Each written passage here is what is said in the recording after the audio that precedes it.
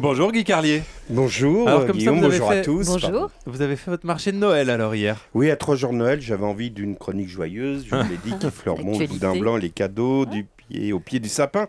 Alors je suis allé me balader dans un marché de Noël. J'avais envie de vous parler de l'ambiance chaleureuse, de cette douce euphorie qui règne au milieu de ces cabanes en bois aux jolies lumières, de ces allées où l'on a étalé de la paille par terre.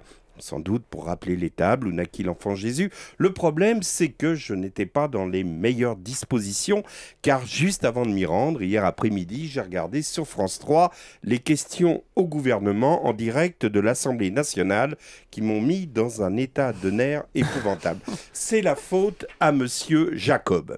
Alors, pour ceux qui ne le connaissent pas, Christian Jacob est le patron des députés de la majorité. En fait, il forme un duo avec Jean-François Copé, mais ce dernier n'était pas présent dans l'hémicycle. Il est déjà parti en vacances à Cuba. Il n'empêche que, de la même façon, en matière de sanitaire, il existe la marque Jacob de Lafont. Dorénavant, en politique, il existera la marque Jacob Copé qui exerce finalement la même fonction, puisque Jacob Copé veut tirer la chasse d'eau sur la volonté de transparence des députés. Je vous explique. Les parlementaires, gauche et droite réunis, avaient décidé de sanctionner ceux d'entre eux qui frauderaient sur leur déclaration de patrimoine d'une amende de 30 000 € et d'une peine maximum de 2 ans d'emprisonnement. Mais sous l'impulsion donc de la langouste de Cuba, M. Jacob a tenté de faire voter dans la nuit de lundi à mardi un amendement pour alléger ces sanctions. On a compris que cette décision est catastrophique en matière d'image démocratique, car elle laisse entendre que les députés seraient au-dessus des lois. Et il s'agit en quelque sorte d'un magnifique cadeau de Noël que font Jacob et Copé à Marine Le Pen, qui va en profiter pour nous resservir du tous pourri à volonté. Comprenez pourquoi j'étais d'une humeur exécrable. En arrivant au marché de Noël, à l'entrée de ce dernier, une pancarte expliquait que le marché de Noël est une coutume qui, je cite, fleure bon le parfum de Noël d'antan, la féerie hivernale et les produits du terroir.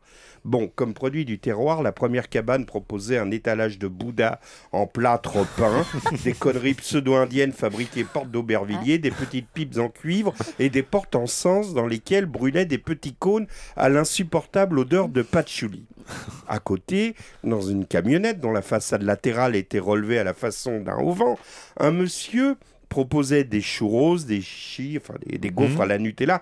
Et ça, le mélange des odeurs entre l'encens indien et les gaufres à la Nutella vous donnait une irrésistible nausée et un terrible mal de tête qui persista longtemps dans la soirée. Dans la cabane suivante, un jeune Pakistanais proposait des bonnets de Père Noël cerclés de lumière clignotante, mais surtout, le chalet suivant m'intrigua, car sous une pancarte indiquant « Offrez à ceux que vous aimez un cadeau original », il proposait un étalage de fermeture éclair. Non, ce n'était pas une mercerie, mais bel et bien une boutique de cadeaux. Intrigué, je me suis approché, je crois, et j'ai acheté le produit. Je crois qu'on peut lui décerner l'Oscar du cadeau le plus merdique de Noël.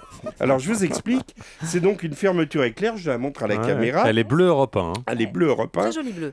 Voilà. Et donc, au début, comme disait Coluche, on se pose la question, ils le vendent, ça, oui. Ils le vendent. Ils osent le vendre. Donc, quand vous la fermez, ça se replie, vous voyez, la fermeture se replie sur elle-même pour finir par faire une espèce de petite sacoche, enfin... un petit truc sans importance, ridicule. Donc, madame, si un homme qui prétend vous aimer vous offre ça, partez aussitôt, quittez le réveillon, fuyez le plus loin possible de ce blaireau.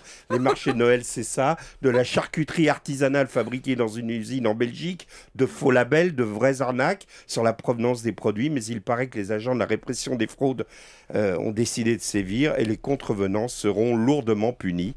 À moins que Jacob et Copé n'interviennent pour adoucir les sanctions. La douche froide de Guy Carlier à découvrir en vidéo sur europe1.fr. Merci Guy, à demain.